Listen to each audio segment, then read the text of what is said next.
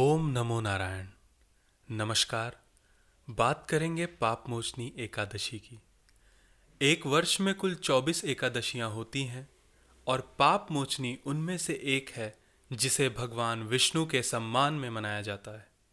शाब्दिक अर्थ में पापमोचनी में दो शब्द शामिल होते हैं, अर्थात पाप का अर्थ अपराध और मोचनी निष्कासन को दर्शाता है, और साथ में यह संकेत करता है कि जो कोई भक्त पापमोचनी एकादशी का पालन करेगा वह सभी अतीत और वर्तमान के पापों से मुक्त हो जाता है।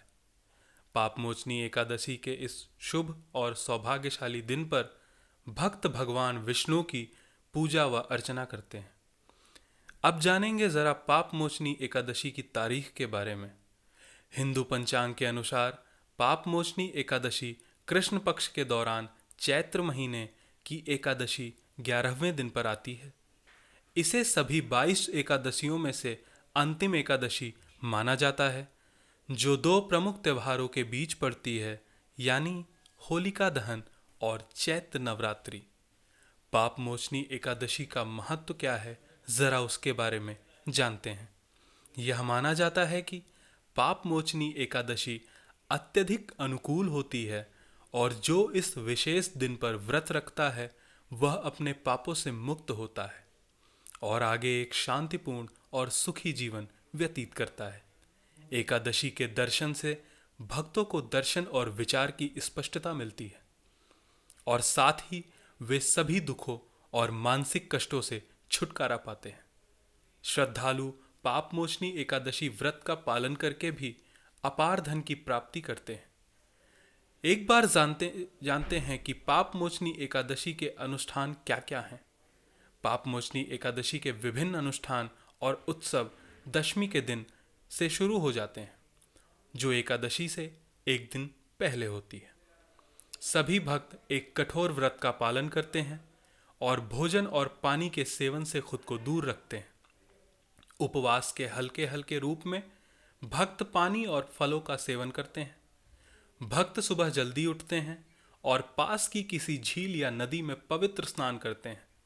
स्नान करने के बाद भक्त विष्णु की पूजा करते हैं, जहां वे देवता को पवित्र प्रसाद, अगरबत्ती, चंदन का पेस्ट और फूल चढ़ाते हैं।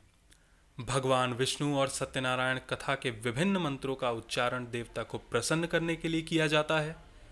पापमोचनी एकादशी की व्रत कथा के बारे में जरा जानते हैं। एक बार मेधावी नाम के एक ऋषि थे जो भगवान शिव के परम भक्त थे। वे तपस्या से भरे जीवन जीते थे और चित्ररथ वन में कड़ी साधना करते थे।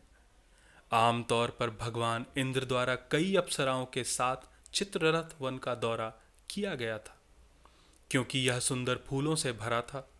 ऋषि मेधावी को देखकर भगवान इंद्र ने सोचा कि अगर वह अपनी तपस्या जारी रखते हैं तो उन्हें स्वर्ग में एक उच्च स्थान मिल सकता है, और इसलिए उन्होंने मेधावी को अपने ध्यान से विचलित करने के लिए एक चुनौती के रूप में लिया। लेकिन उनकी महान भक्ति और तपस्या के कारण भगवान इंद्र अपने उद्देश्य में सफल नहीं हो सके। सभी अप्सराओं के बीच मंजू घोषा नाम की एक अप्सरा थी, जिसने ऋषि का ध्यान हटाने के बहुत सारे प्रयास किए, लेकिन उनकी तपस्या की चरम शक्ति के कारण उनके सभी प्रयास विफल हो गए। मंजू घोषा ने तब एक धर्मापदेश स्थापित किया और मेधावी के आश्रम से कुछ मील दूर रहने लगी और मधुर स्वर में गाने लगी।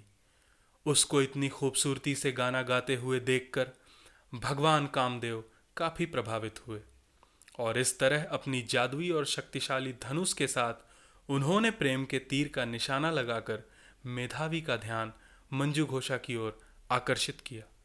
इस वजह से मेधावी अपना सारा ध्यान खो बैठे और मंजू घोषा के आकर्षण और सुंदरता के साथ प्यार कर बैठे।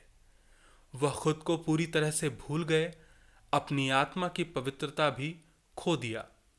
मेधावी के साथ लंबा समय बिताने के बाद मंजू घोषा ने अपनी रुचि खो दी और खुद को ऋषि से मुक्त कराना चाहा।